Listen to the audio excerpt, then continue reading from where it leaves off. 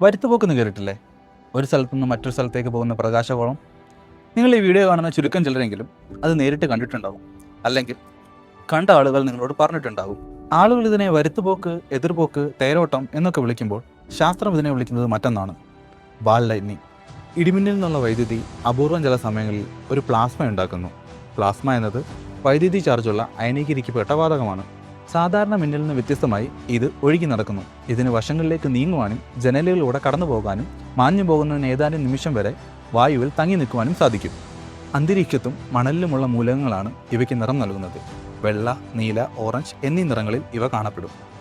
പലരും പറയുന്നത് ഇത് ആത്മാക്കളുടെയും യക്ഷിഗന്ധർവന്മാരുടെയും സഞ്ചാരമായിട്ടാണ്.